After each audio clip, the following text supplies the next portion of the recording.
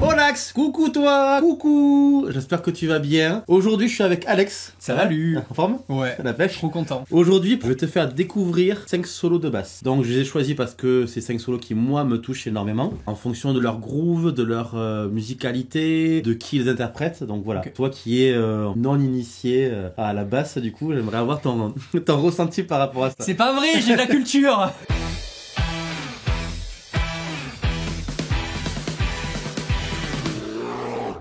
Du coup, sur une échelle de 1 à 10, ta culture musicale. Ma culture musicale. Ouais.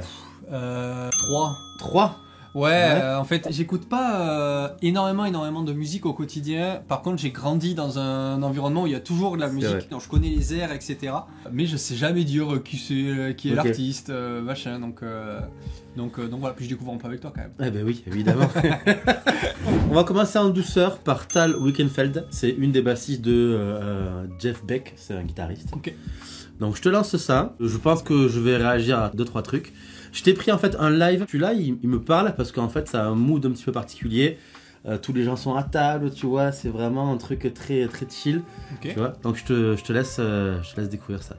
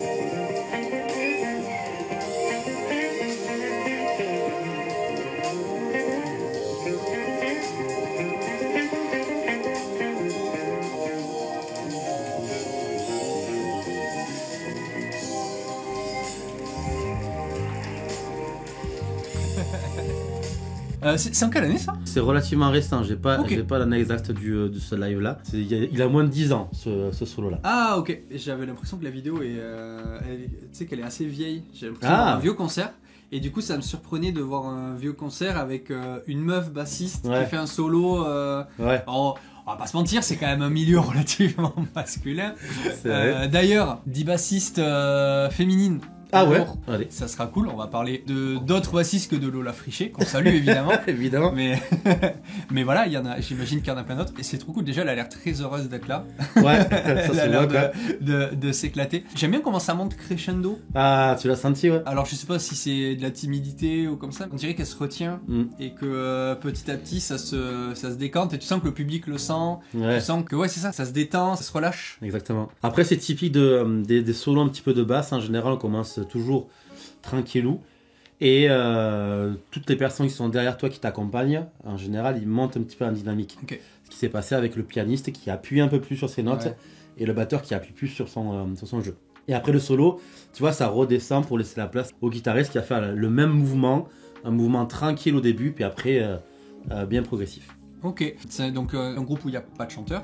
Non. Moi, en tout cas, je compare ça, que ce soit la basse ou la guitare. Pour moi, c'est à sa même place que le chant. Trop bien, c'est vraiment le même mood que j'ai. Je voulais commencer par ce petit solo parce que en général, quand on dit solo, on passe vraiment à mode la basse à l'avant, puis après tout le monde qui l'accompagne. Typiquement ça, tu vois. Ouais. Mais il y a des petites pépites que je t'ai réservées à la fin, et c'est là où j'attends vraiment que ton point de vue. Mais voilà, on a commencé avec en douceur. Vraiment boss de ce solo parce que il est impressionnant, ne serait-ce que la descente là où elle fait vraiment octave, note en haut, note en bas, c'est la folie. Ok, deuxième solo, Joe Dark. Alors Joe Dark, tu commences à le connaître un petit peu, on en a discuté un petit peu. Joe Dark, je l'entends beaucoup sur les tournages. Alors pourquoi j'ai pris celui-là? Parce que c'est un des tout premiers solos que j'ai découvert de lui. Ok. C'est un des rares solos où tu le vois sans lunettes de soleil. Ok. Donc ça c'est vraiment rare et c'est pour moi celui-là où en fait tu as la naissance de quelque chose qui bouillonne. Après Vulfpeck, bon peut-être que tu connais pas vraiment je connais pas du tout. Ouais. Je connais pas du tout. C'est un groupe de fous furieux, tous ils sont monstrueux. Ils sont multi-instrumentistes, hormis Joe Dart qui reste vraiment sur sa basse. Ok. le screenshot déjà. Alors lui c'est le batteur du groupe, mais qui chante aussi et qui fait la guitare. Ok. C'est Theo Katzman. Super gars, en plus un projet solo, il est... Rien à voir avec Eric Cartman. Non, c'est Nis Katzman, tu vois le... Nis Cartman. Si t'as la ref, mets-la en commentaire, et t'es vieux. Tu sais quoi? Juste grâce à ça, finalement, je me mets un 4 sur 10 en culture musicale. Allez.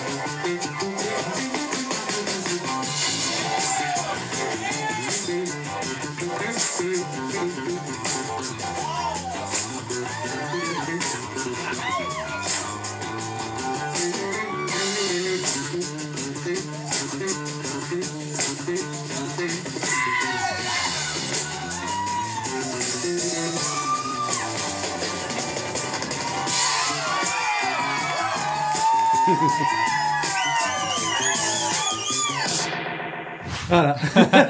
C'est très drôle. Bon là ça part beaucoup plus fort que tout à l'heure. Hein. En termes de quoi?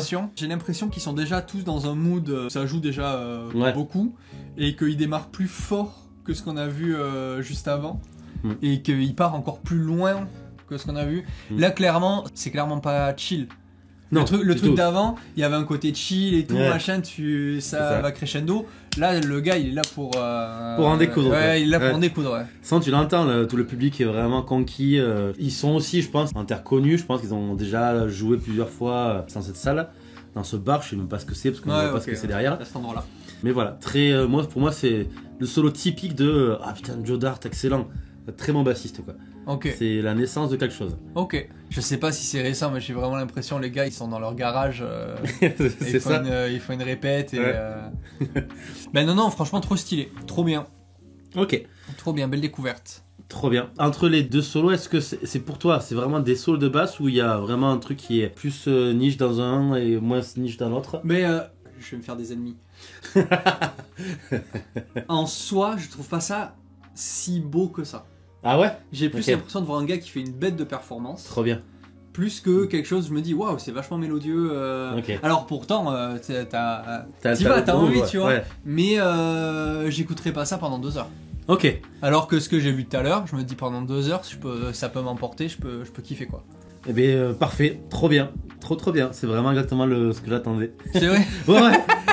Parce que vraiment, autant le premier, tu vois, t'as un univers, effectivement, comme tu disais, tous les gens sont assis, tu vois qu'ils ont une bouteille soit d'alcool, soit autre chose, ils sont en train de manger, vraiment ils sont là pour écouter tout ce qui se passe et vivre le moment présent. Là, t'as plus tendance à voir, allez, une bande de potes qui se réunit, on fait un méga bœuf de l'espace et puis ça joue.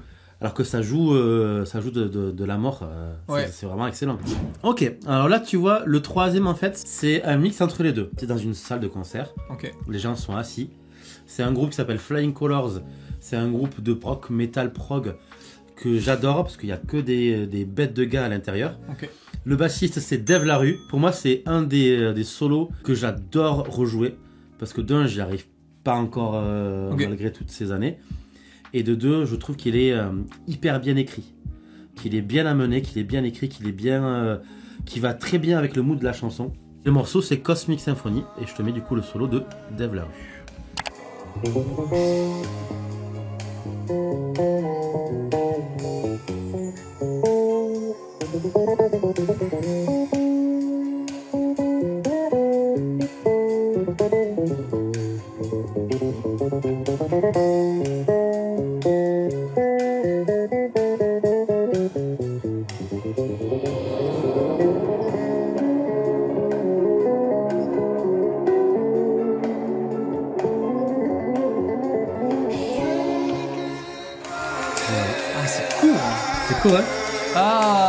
On en redemande. On en redemande, tu vois.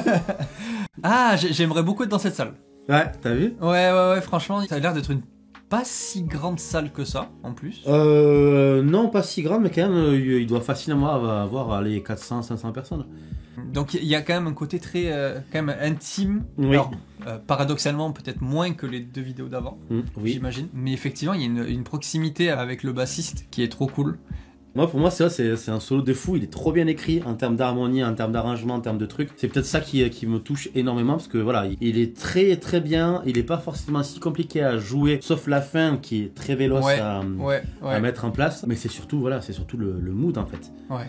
En fait, si tu veux, ce solo et cette vidéo, ça me rappelle, avec moins de monde, mais ce qu'on a vécu avec Window au Proc Sud, les 2 fois où on était, et aussi quand on est parti en Angleterre. C'est un public qui, la plupart est assis, comme ça, qui n'est pas debout. Public assis, qui sont là vraiment pour t'écouter. Donc t'as un espèce de truc qui est à la fois hyper classe, parce que du coup, ils respectent tout ce que tu es en train de leur donner. Ok. Mais à la fois hyper flippant, à mode, t'as tellement de personnes qui se focus sur toi, quoi. C'est ton moment, tu vois. Ouais. Alors que tu vois, des jams ou des trucs que t'as vu au premier solo de Tal ou Kenfeld, tu vois, c'est plus un mood où tout le monde est là, mais tu vois, on écoute, mais sans, tu vois, on peut discuter avec les gens. Là, c'est vraiment, ils sont tous focus dessus. Je vois ce que tu veux dire.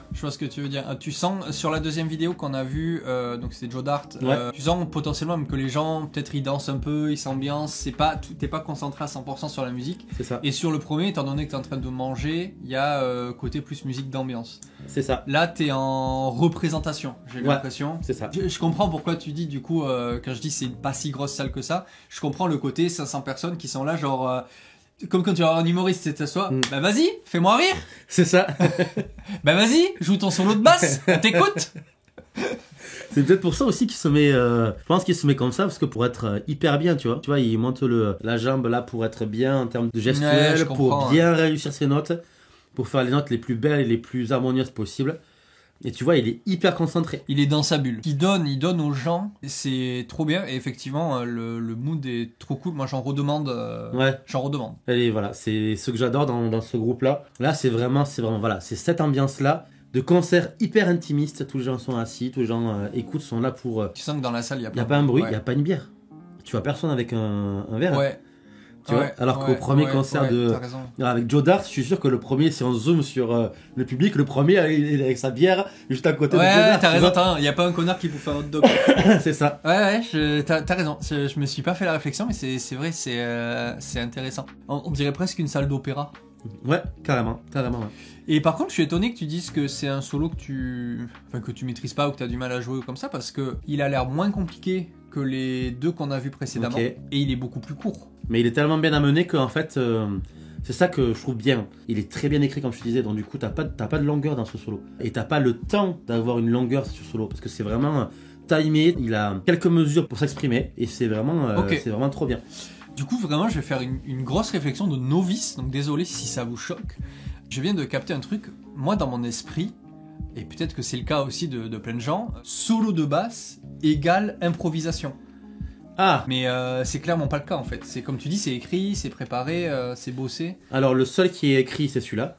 Ok. Parce que t'as beau le voir en live et sur le CD, c'est les mêmes notes, les mêmes trucs au même moment. C'est en ça aussi, je trouve ça hyper compliqué. C'est que quand t'as un solo qui est hyper écrit, bon tu le retranscris, ça va pas de souci. Mais du coup c'est tellement millimétré que chaque note, chaque silence, chaque longueur de note est pesée. Ouais. Tu vois. Tandis que les 2 premiers, c'est totalement des impros. Les 2 premiers. Le même solo sur un autre live, elle fait pas tout à fait les mêmes notes, pas les mêmes descentes. Joe Dart, t'as un autre solo avec sur le même morceau, Beastie, c'est pas du tout la même chose.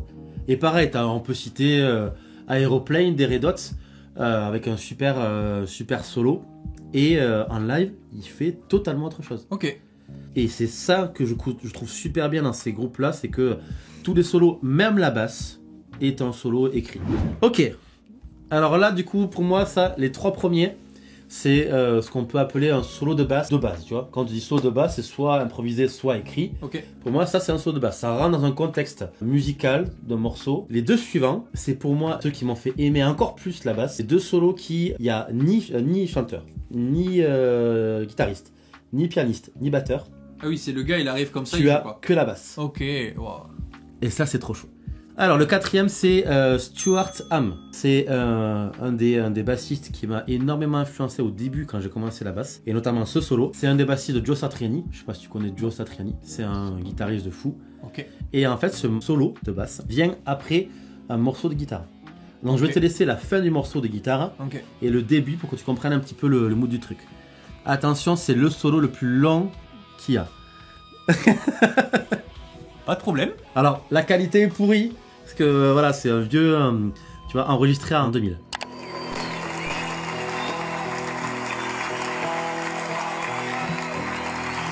Déjà, t'es dans une très grande salle de concert. Tu vois, il reprend les mêmes notes que le truc.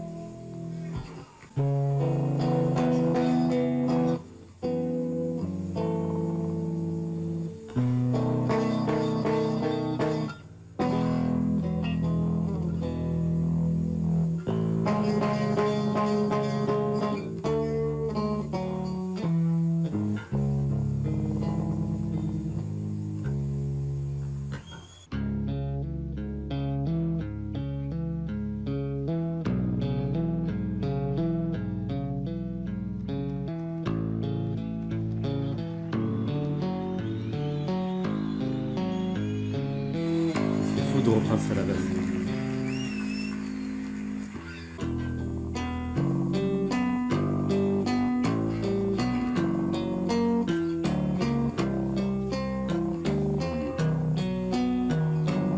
C'est ça. Ouais, je sais plus de qui c'est. Mais là, en commentaire du coup.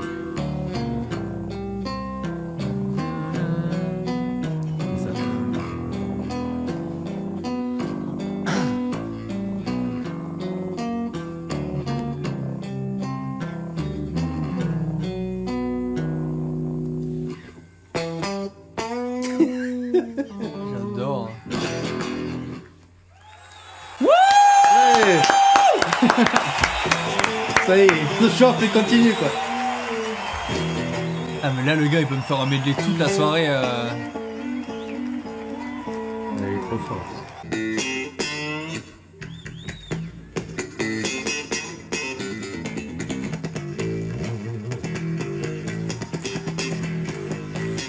Ça c'est un plan de slapper, ça c'est un plan de gros baiser quoi.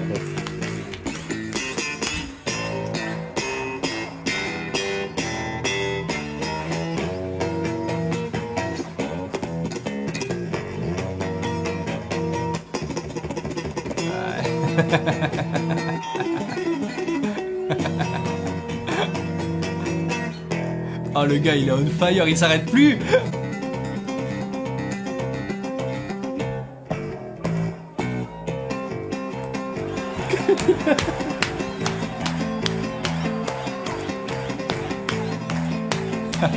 J'adore.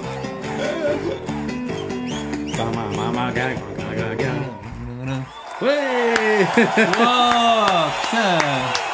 Trop bien.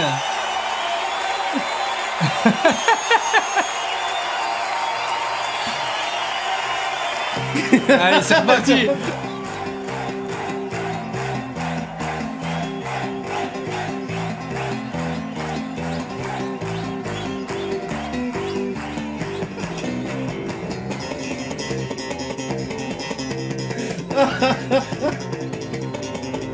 Oh le gars il est lancé, on arrête plus. Il arrête plus quoi.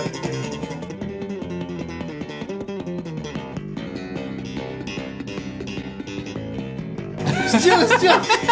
Coupe.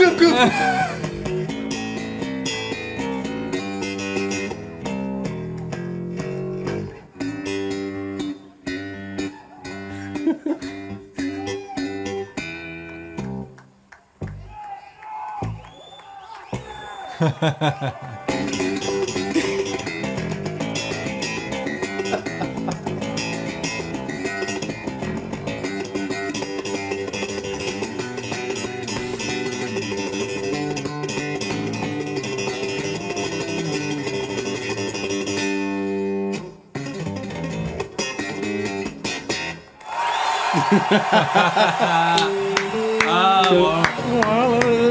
Le gars ne s'arrête jamais, quoi. C'est trop bien.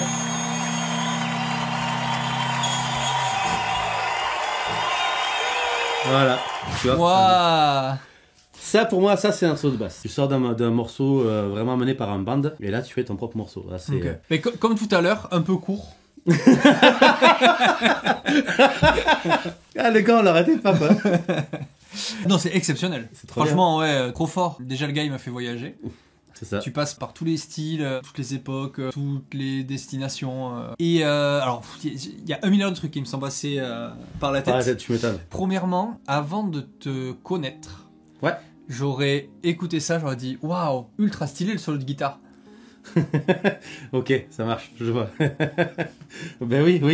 Tu vois oui. Donc, putain, le guitariste il est trop bien, quoi. Ah, le guitariste il est trop fort, putain. Par contre, il a que 4 cordes, quoi, je comprends pas. Le deuxième truc, il y a quelque chose dans la musique que j'adore, c'est les mashups. Ok. J'adore les mashups. Peu importe les styles et tout ça, j'adore le fait de prendre l'instru d'un côté, la voix de l'autre, le gimmick, machin et tout. Je trouve qu'il y a des mashups qui sont exceptionnels. Et en fait, je retrouve un peu ce mood où le gars, alors on est plus sur un espèce de medley, plus qu'un mashup. Mais le fait d'enchaîner comme ça, il y a un côté presque DJ, tu sais, où t'enchaînes des musiques qui ont rien à voir et tout. Trop fort. Du coup, le gars, c'est ça, il te fait passer par plein d'émotions, plein de trucs. Donc il te fait voyager, comme je te disais. Et c'est trop bien, il a une palette, j'ai l'impression qu'elle est ultra large. Tout à fait. Dans ce qu'il joue. Et ouais, là, il m'a embarqué. Là, je suis avec lui, là. Ouais, c'est clair. C'est trop bien. Trop cool. Bah, trop bien. Tu vois, je pensais que ça allait être trop long pour toi. Ah, j'ai pas vu le temps passer. Tu vois, je m'attendais à oh putain, mais c'est bon, allez, on finit, quoi. Non, vraiment très cool. Pour te dire pourquoi, du coup, j'adore ce solo et que je l'ai adoré dès le début que je l'ai écouté, c'est que au début, quand je faisais de la basse, je pensais pas qu'on pouvait faire des accords à la basse, tu vois. Okay. C'est pour ça que mon jeu actuel est énormément basé sur les accords, notamment grâce à un gars comme Stuart Hamm qui amène ses accords à un niveau qui est super beau. Et maintenant, j'ai pas peur de le dire, les accords à la basse sont beaucoup plus jolis, profonds qu'un accord à la guitare. Okay. Je trouve qu'un accord à la guitare, il y a plein d'harmonies, il y a plein de choses, c'est trop bien. Mais je trouve qu'il manque un petit peu de profondeur. C'est là en fait. Un accord à la basse, même s'il n'y a que 3 notes, ça prend l'espèce de dimension énorme. Okay. Et tout ce qui est mélodique, j'adore. Donc voilà, ce solo, c'est excellent. Bon, mais tu nous le rejoues dans 10 ans. Extrait. Ah non mais attends, le gars c'est fou. L'autre il est en jogging Adidas. Ouais. T'avais pas remarqué? Ah ouais, le gars il en a rien à foutre. Tu sais, le gars il est arrivé sur scène, il fait moi je vous fais 8 minutes, je m'en bats les couilles. Mais c'est trop bien. Il fait tout le set de Satriani. Pour te dire que Joe Satriani c'est un guitariste de l'espace, quoi. En gros, tu dis à n'importe quel guitariste, dis-moi le guitariste que tu surkiffes, et je suis quasiment sûr qu'il va te dire soit Joe Satriani, soit Steve Vai, parce que c'est les deux plus anciens pour ceux qui font la guitare depuis longtemps. Soit Aldi Meola. Aldi Meola, ouais, c'est un autre délire, ouais. Je me mets 5 en culture. Aldi Meola, ouais. C'est vrai, bon, joli, putain, tu me sors de loin. Là, tu m'impressionnes, quoi. Mais ouais, enfin voilà, ce solo, il est vraiment monstrueux, quoi. Ok, on arrive sur le dernier, qui est pour moi la masterclass ultime. Victor Wooten. Déjà, le nom me parle, parce que, je sais pas, on a déjà en parlé plusieurs fois en vidéo, j'ai entendu en parler souvent. Déjà, ça me parle. Ok. Pour moi, ça, c'est un truc... si un jour j'y arrive, c'est bon, je peux arrêter la basse. C'est mon goal ultime. Si j'arrive à faire ce solo-là un jour, voilà, c'est trop bien. Peut-être tu pourras t'inscrire sur une plateforme style Empty School et donner des cours. Oh, joli. La passe décisive. Ouais, la transition. La transition. Effectivement, si tu veux prendre des cours de basse avec moi, va sur emptyschool.com. Du coup, tu as des cours de basse, de guitare par mois, de chant par Florent Curatola, de batterie par Alexandre Dumas et de la MA aussi par Thomas, qui est juste un gars super bien pour la MAO. Bref, emptyschool.com. Merci.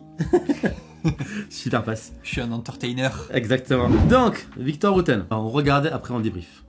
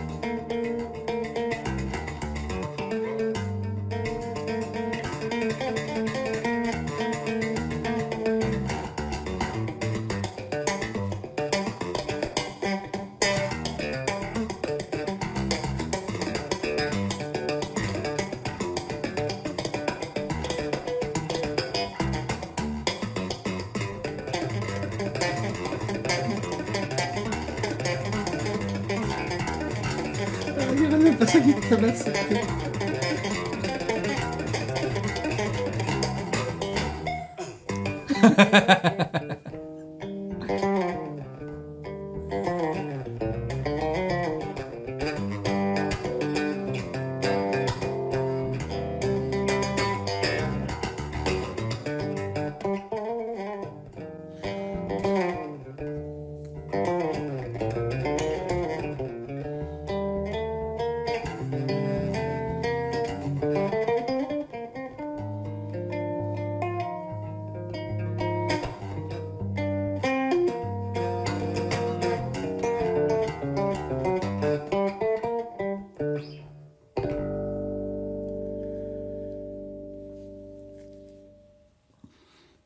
Voilà. Wow, que dire. Je vais me faire défoncer. Non, je pense que je suis pas le public pour ça. Je pense que tu es le public pour ça. Ouais, tout à fait. Il est trop fort. Ouais. Il est trop fort. Mais en fait, je réfléchissais pendant que je regardais à pourquoi ça me parle moins. Alors, je suis pas le public, ça c'est sûr. Et en fait, à part à quelques moments, il est là pour faire son truc, il est pas là pour amuser. Le gars qu'on a vu avant, oui. C'est un amuseur. Et il entraîne les gens avec lui, il est là, il s'amuse, c'est presque comme s'il faisait des blagues à la basse. Lui, il est vraiment dans une espèce de, j'ai l'impression, de performance pure. Mais c'est pas un truc que moi j'irais voir en concert, c'est pas un truc où je me dis, ah yes, trop bien, Ok. Trop chouette. Mais trop bien, c'est exactement là où je voulais t'amener. Ok. Mais ouais, alors, Victor Wooten, pourquoi ça me parle? Il y a le thème. Tu vois, J'ai l'impression que ça fait la pub. C'est une puberta quoi. Ouais. Manger du jambon. Mais par contre c'est très joli. Ouais, moi c'est à chaque fois celui-là, ce solo, je peux le voir je sais pas combien de fois, il me fera toujours le même effet. Ok. Alors moi mais comment il fait ça? Il y a un moment où il fait des écarts de doigts ou en termes d'accords qui sont quasi impossibles à faire à la basse. Ok. Si moi je fais ça, demain j'ai plus de main quoi. J'ai une attelle, voilà. Il a des sacrés paluches. Il a des sacrés paluches. Ouais. Puis il a une basse typée pour lui aussi. Vraiment c'est un monstre. Hormis ça, je comprends très bien que ça te touche pas parce que ça touche des publics qui sont vraiment très niches. Donc ouais. À savoir le gars qui kiffe l'harmonie et les changements de tonalité et tout ça. Le bassiste vraiment très aguerri et le gars qui cherche de la technique. Voilà. Et ça il faut que tu bouffes de la basse en termes de spectateurs mais aussi en termes de musiciens. Pour pouvoir comprendre tout ce qu'il fait quoi. Tu sais qui c'est que ça pourrait toucher aussi le public de Berbas TV. Abonne-toi, like et mets la cloche. C'est trop bien putain. Mais voilà, moi pour moi c'était les 5 solos que je voulais te présenter aujourd'hui. Et si je devais classer du coup les 5 là. Dans l'ordre, Stuart Hamm en premier, Tal Wilkenfeld, Okay. c'était le premier. J'ai beaucoup aimé comment ça monte, etc. Comment t'entraînes les gens avec toi. Flying Colors. Ok. Joe Dart et Victor Wooten en dernier. Ouais, désolé, je le mets en dernier. Moi, ça me touche pas, mais c'est normal. C'est normal, je suis pas le public. Ok. Mais tu vois, parmi les bassistes les plus réputés et les plus populaires, tu as mis les 2 derniers en plus populaires des 5. C'est fou, hein. C'est trop bien, mais c'est trop bien. Les 2 que je mettrais en premier, c'est Victor Wooten, tu vois. Après, ça se tape entre Flying Colors, donc Dave LaRue, et Stuart Hamm parce que il y a 2 moods différents mais qui me rejoignent moi en termes de sensibilité bassistique. Joe Dart, c'est vraiment en mode 3e mais ultra serré. Et après Tal qui est plus dans un registre que j'aime bien mais j'aime moins, tu vois, que le côté rock et le côté bien groovy des précédents. Ok. Mais vous aussi, dites-nous en commentaire quel est votre classement. Exactement, et parfait. Bon voilà, c'était un nouveau concept, c'était découvrir 5 solos de basse à quelqu'un qui n'a pas autant d'affect avec moi que la basse. Si vous voulez un épisode 2, tu me le dis en commentaire, je serais ravi de le faire avec un de vous, pourquoi pas. Et sur ce, on retourne dans notre grotte tous les deux, respectives. Ouais. Et puis, salut. Bisous. Ciao, bisous.